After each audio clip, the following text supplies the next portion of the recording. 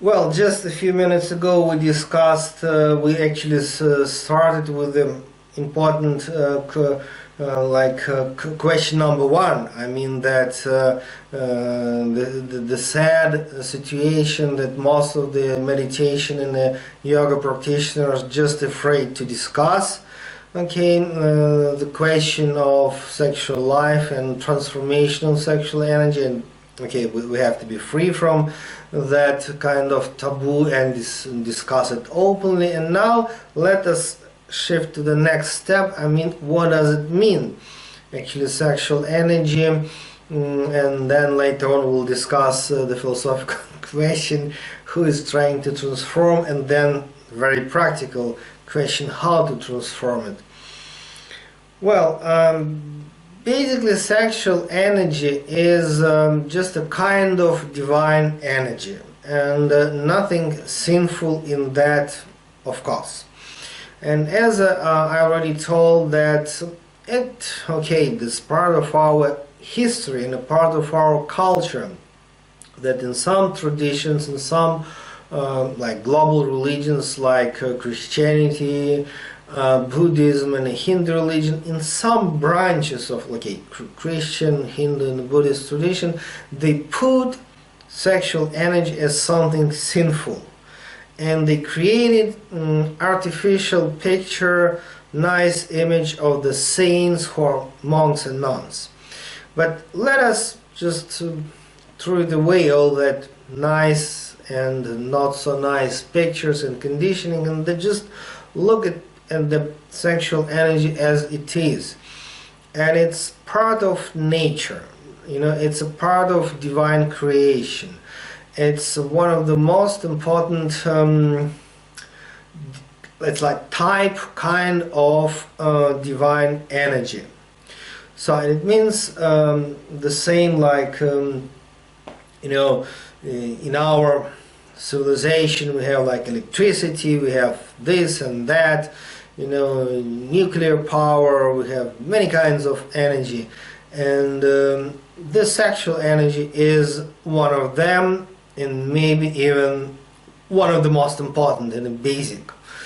And of course, according to the Bible and the Vedas, we're speaking about Lord God, Creator, who somehow created this universe, this planet, and then people. And according to the Buddhist tradition, they don't speak about God the Creator. They don't discuss this question at all. And it's very important to remember that according to the Buddhist philosophy, they never mention that there is no God, but just they don't discuss it actually. They don't believe in self, and it means there is no personality as a self, and there is no any God as a self, but it's very subtle philosophical game actually. So there is no sin for them.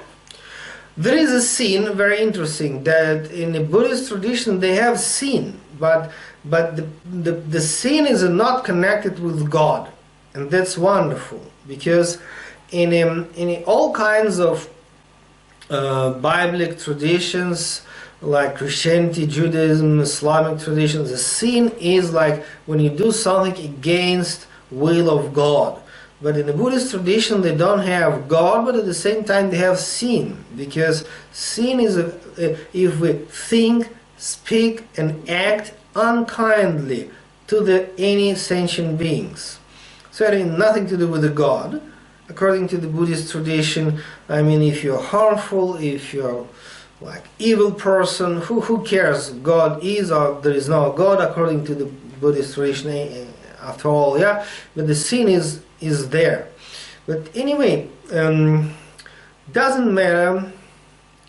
Maybe somebody believe in God, or somebody as a Buddhist maybe not.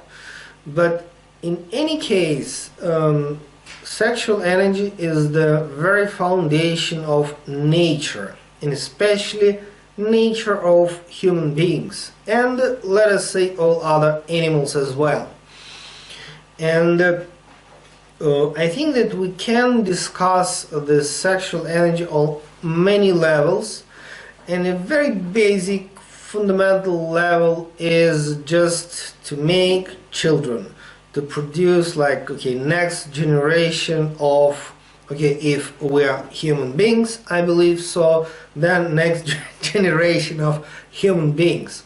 But let us also remember, nothing actually special in this, because cats and dogs and elephants and tigers, they do basically the same. So, but quite often we think about sexual energy just as the mean to produce children. But really it is not, because this is the cosmic energy, and in some branches of the tantric tradition in Hindu and both Hindu and Buddhist, actually they introduced in some goddesses as embodiment of sexual energy, some aspects of Kali, some aspects of Durga, as the embodiment exactly, not just feminine force, but exactly as the sexual force. You know, and if we'll speak about sexual energy from the standpoint of very special techniques which are about how to improve our health, long life, how to be active and, let us say, like, you know, strong in old age. There are a number of techniques, including, of course, Qigong, Tai Chi, Hatha Yoga, proper Hatha Yoga, and not that kind which we normally have now all over the world. You know, but apart from that, the sexual energy is the very important source for the good health. And if people ask question, okay, how can we be strong and young while, 100 years old? Yeah, it's important to practice certain Hatha Yoga and Qigong exercises, some other exercises as well. But also it's really important to remember that the source of that power, young body while you can be 100 years old, let us say, is the sexual energy, exactly this one.